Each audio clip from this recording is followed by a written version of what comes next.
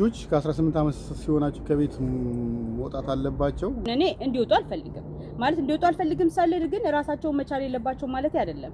ስራ መልሰራም አልወጣም አይደለም። እንደዛማ አይሆን። ሰላም እንደናችሁ? ሰላም ናችሁ ወይ? ቅዳሜኛ ጋር ትንሽ ይወላችሁ ፀሐይ ሲሆን ወጣ ብለን ውጪ ነው ያለነው። ሰማል ድምጼ ብዬ አስባለሁ። መኪኖች ምናምን ከበጠበጣችሁ እንግዲህ በጣም ይቅርታ። አውትሳይድ እንደዚህ ደስ ይላል ብዬ ነው።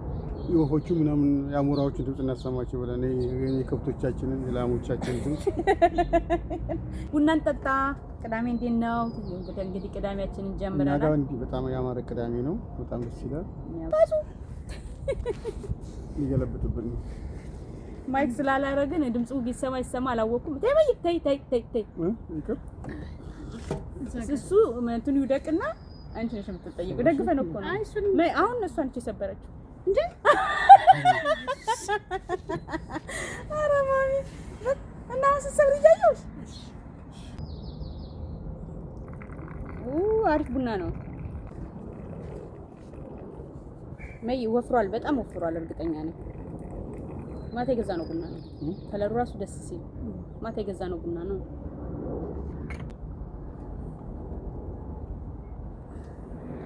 አሁን የሚሰማው ውስጥ አረ ለፎ እንዳያችሁት ኮሜንት ላይ አንድ እህታችን ሼር አድርጋ ነበረ።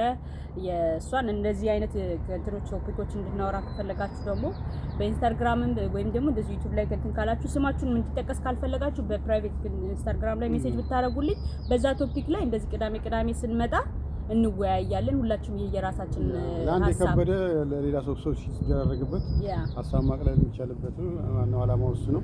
ያ ሜሴጅ ላኩልኝና እንደዚህ ስንመጣ ቅዳሜ ያንዳችሁን እየዘን እየመጣን እንወያይበታለን፣ ሼር እንደራረጋለን ሀሳብ ማለት ነው። እና በጣም አይ ቲንክ አሪፍ ሀሳብ ይመስለኛል። የምንችለውን ያህል ሁላችንም የየራሳችንን እናወራበታለን። ከዛ ላይ ደግሞ የምንፈልገውን ሀሳብ እንወስዳለን ማለት ነው። እና በኢንስታግራም ላይ ብትልኩልኝ በዛ ሊንኬ እንዳለ ቻናሎቹ ሁለቱም ቻናሌ ላይ ሊንክ ያለ፣ ስለዚህ ጻፉልኝ።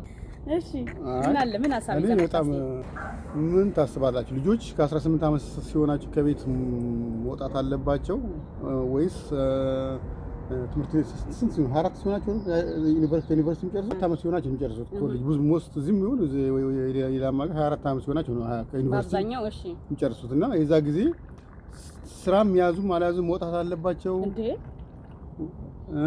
ከእንደገና ደግሞ ወይም ልክ እንደጨረሱ መውጣት አለባቸው።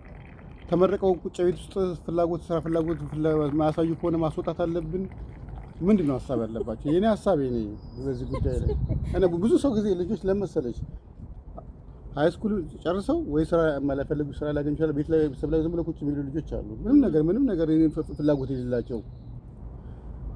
አይ ግን ስራ እየፈኔ ግን ለኔ አሁን ብትጠይቂኝ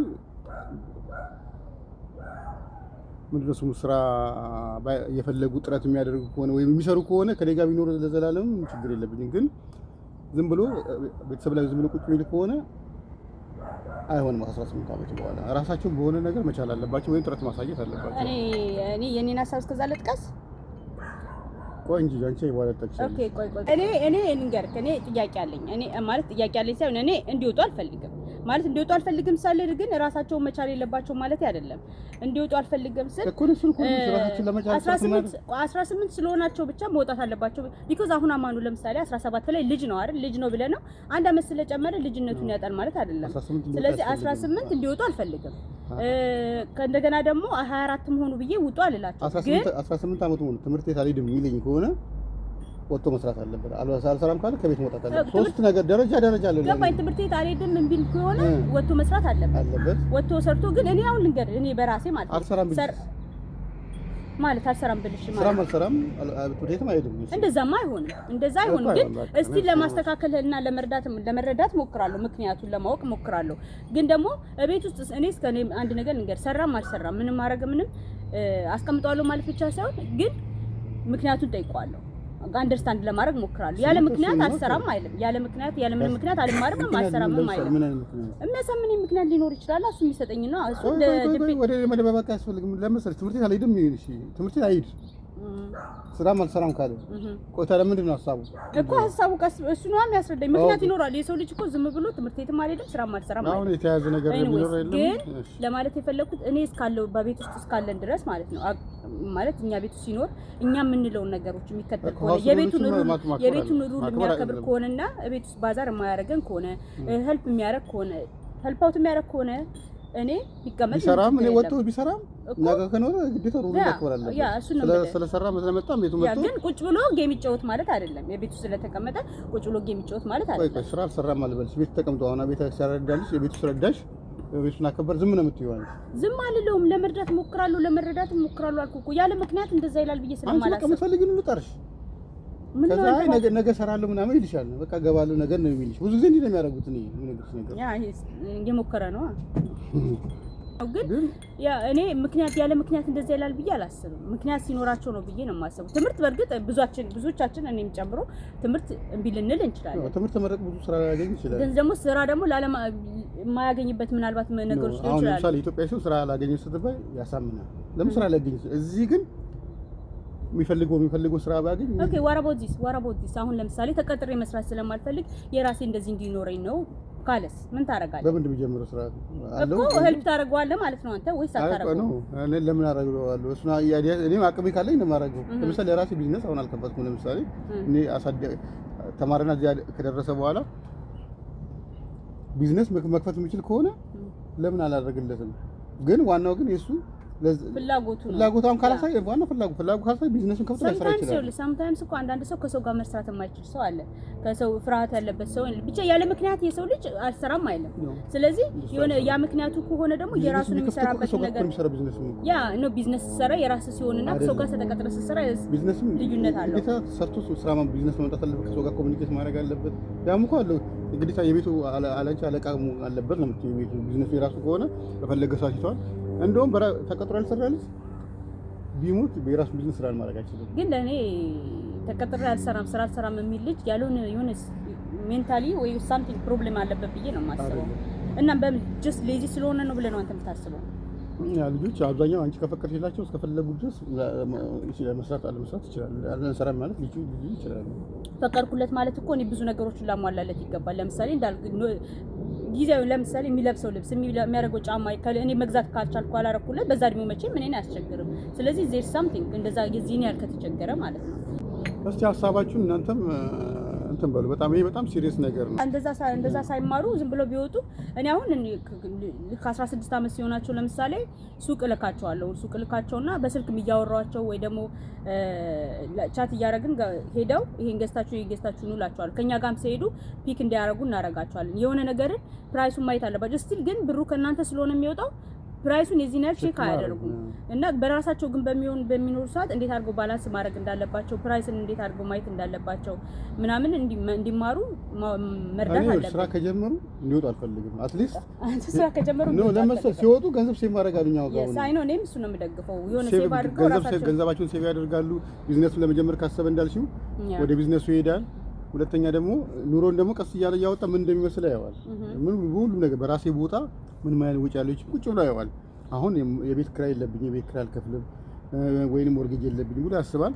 ስወጣ እነዚህ ነገሮች አለብኝ፣ ስለዚህ ይሄን ለመስራት ይሄን ያህል መስራት አለብኝ እያለ ግን ሊሚቱ ምንድነው ለአንተ? አሁን ሊሚቱ ማለት የትኛው ኤጅ ነው ሊሚቱ የምትለው አንተ? ለምሳሌ አሁን አንተ እያልከኝ ያለው አሁን አማኑ እንደዚህ ቢለኝ እንዲህ ቢለኝ እያልክ ነው። አሁን ታስወጣዋለህ አንተ የትኛው አሁን ልክ ትታገሳለህ። አሁን ለምሳሌ 18 ላይ አታስወጣውም። ኦኬ 18 ላይ ቢሰራም ቢማርም ላታስወጣው ትችላለህ because he is 18 ግን እስከ የትኛው ነው ያንተ ሊሚት? አሁን ለምሳሌ በቃ እስከዚህ ድረስ ታግሼዋለሁ። ትምህርቱ ዲስትራክት እንዲሆን አልፈልግም። ኖ አይኑ ገባኝ ነው አይደለም። ኧረ አልሰራም ተመረቀ ልበልህ አልሰራምም አልማርምም አለ ብለን እናስብ። እናንተ ሊሚት ከየቱ ድረስ ነው? ልክ 24 ከዩኒቨርሲቲ እንደተመረቀ ለኔ ከዛ በኋላ የሆነ በቃ ክሊር ፒክቸር መኖር አለበት። አሁን በዚህ ቀን ስራ መጀመረው ብሎ በቃ መኖር አለበት ብዬ ነው የማስበው። አብዛኛው ይሁን አይዲያው ላይ እሱ ስለ ላይፍ ማሰብ አለበት። ስለዚህ ያንን ካረገ ከቤት አስወጣው፣ ካላረገ ታስወጣዋለህ። ለምሳሌ ነገ ምንድነው የምትሰራው ካለው የለኝም ካለ አስወጣዋለሁ። ታስወጣዋለህ። በቃ እኔ ፍላጎት ላዘጋጃ ከሱ ጋር ብለሽ ልትይ ያሉትን ቤት ውስጥ ያሉትን አንተ ትጠብቃለህ። እኔ እና እሱ እንግዲህ እንወጣለን። ምን ማለት ነው እንግዲህ 18 እነዚህ ሲሆናቸው እነዛ ነው ጣፋንታቸው። ግን እንደዛ በርግጠኛ የምነግርሽ ነገር እሱ አባቶች ግን በጣም ጠንካሮች ናቸው የምር። ግን ልክ ነው መውጣት አለባቸው ራሳቸው ብቻ እንደው ቆይ አሁን እኔና እሱን አየሽ አሁን አንቺ ባንቺ ደግሞ ላለው እስቲ ባንቺ አይ ግን ባንቺ ላለው ጄኔሬሽን እስቲ የታስወጫለሽ አንቺ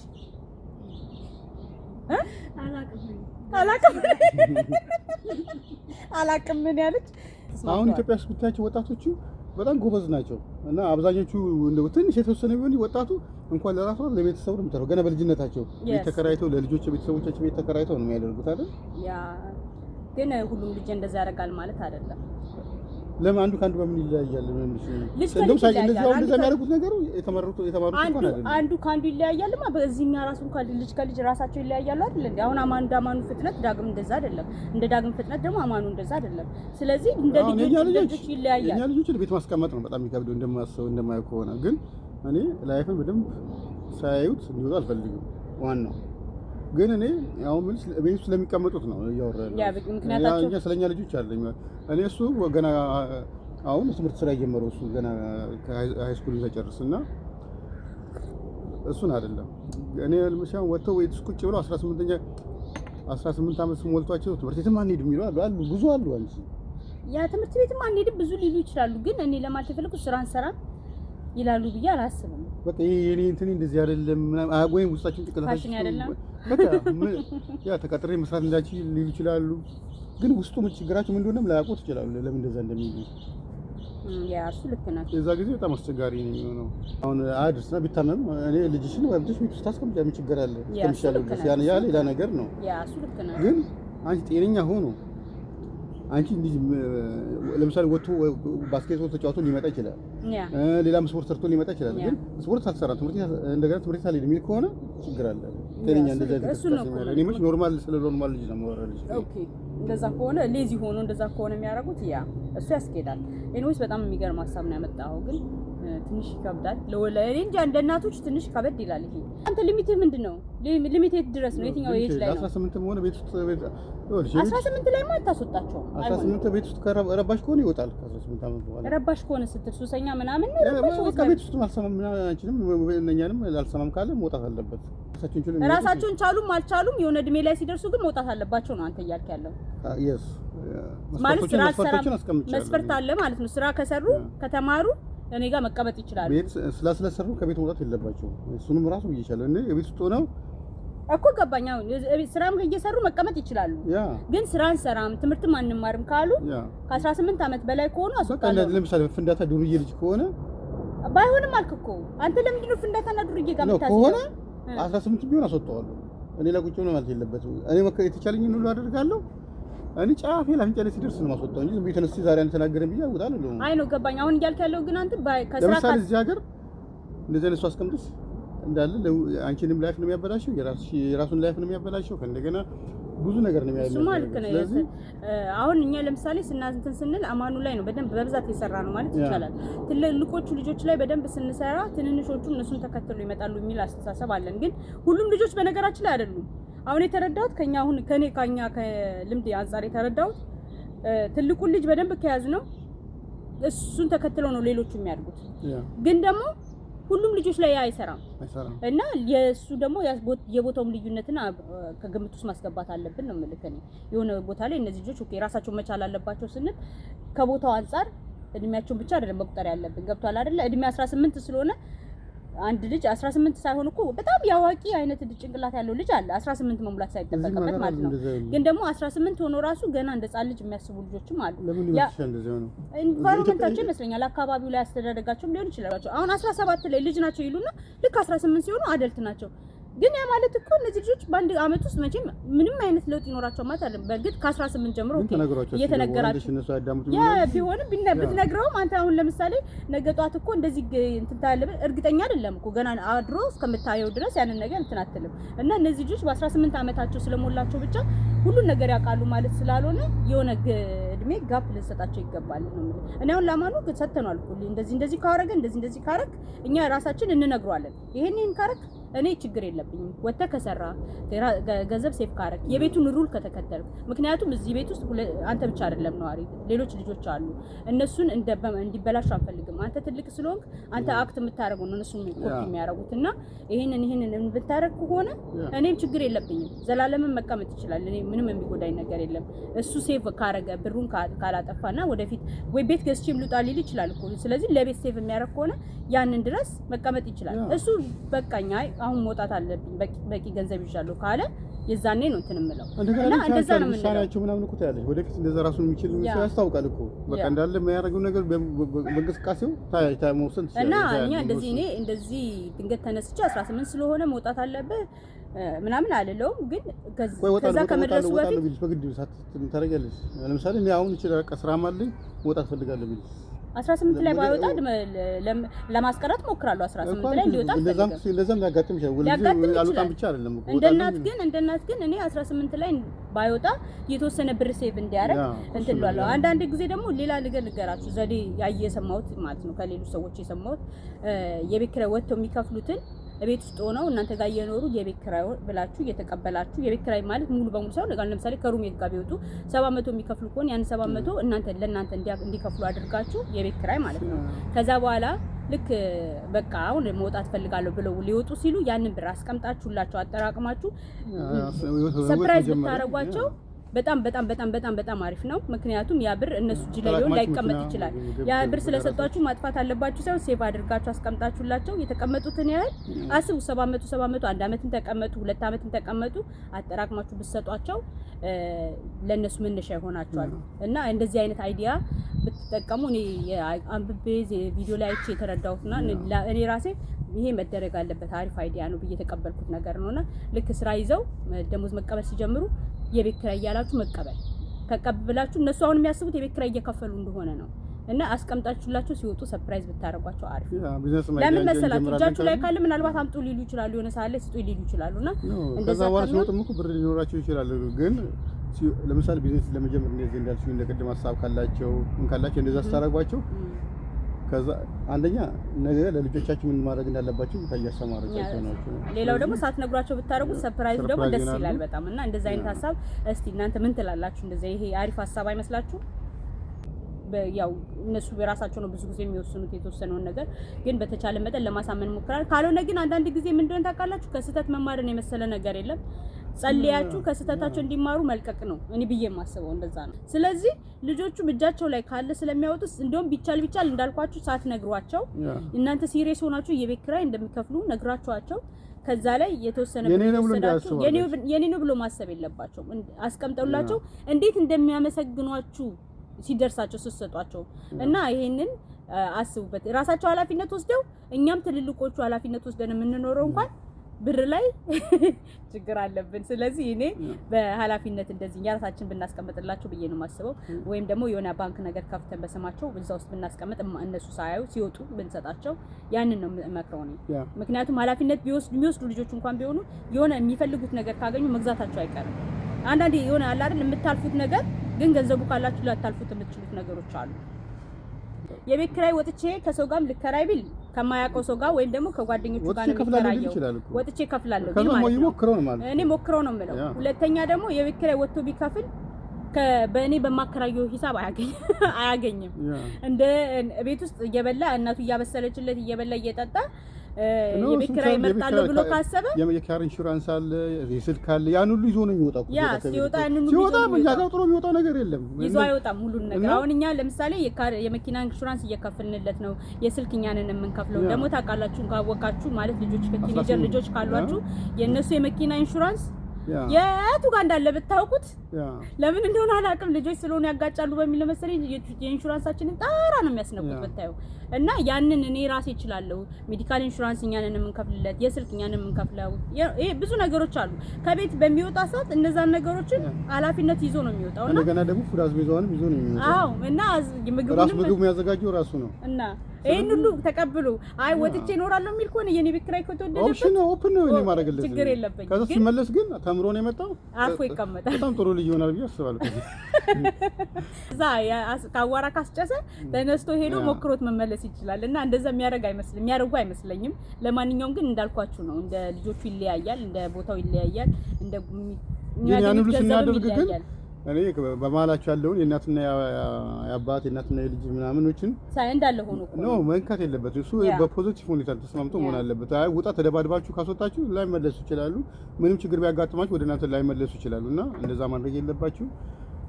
ሁሉ በተሻለ መጠን ወደ ሰፊ ሆኖ ነው በዛ ጊዜ የሚደረገው እንጂ ከመቼም ልጅ ነው የፈለገ ቢሆን እና እነሱ የፈለጉትን በዛ ሰዓት ሊናገሩ ይችላሉ። ግን እድሉ መስጠት አለባችሁ። ሲመለሱ ደግሞ በሰፊው እጃችሁ ዘርግታችሁ መቀበል ነው። ማንኛውም በጣም እናመሰግናለን ሁላችሁንም ጊዜያችሁን ሰጣችሁን ከኛ ጋር አብራችሁ ስለቆያችሁ እና የዛሬው ቪዲዮአችን ውይይታችን ይሄን ይመስላል።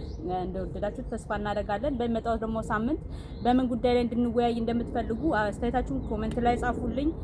በኢንስታግራምም እንዳልኳችሁ ላኩልኝ አንዳንድ ቶፒኮችን እና የምንወያይበታለን። በቤተሰብ ዙሪያም ከፈለጋችሁ በማንኛውም ቶፒክ እናንተ የሚመቻችሁ በራሳችሁ ህይወት ተነስታችሁ ያጋጠማችሁን ነገር አስተያየት ጻፉልኝ። በመጣው ሳምንት ደግሞ ለየት ባለ በእንደዚህ አይነት ቶፒክ ወይም ደግሞ ከዚህ ለየት ባለ ቶፒክ ተመልሰን እንወያያለን። ቪዲዮን ካያችሁ በኋላ ከዚህ በኋላ ራሱ ገብታችሁ ማየታችሁ ጥያቄ ካላችሁ ኮሜንት ጻፉልን። በሚቀጥለው ስንጋ ከመጀመራችን በፊት በሱ ላይ ልናወራ እንችላለን። እዚህ ላይ ከሚሰጡ ኮሜንቶች ወስደን ልንወያይ እንችላለን እና ሁላችሁንም በጣም እናመሰግናለን። ቀን ከሆነ ሰላም ዋሉ፣ ማታ ከሆነ ደህና አደሩ። የእግዚአብሔር ቸርነትና ፍቅር ከኛ ጋር ይሁን። መልካም ምሽት፣ መልካም ቀን፣ ደህና ሁኑ። ባይ ቴንክ ዩ ፎር ዋቺንግ።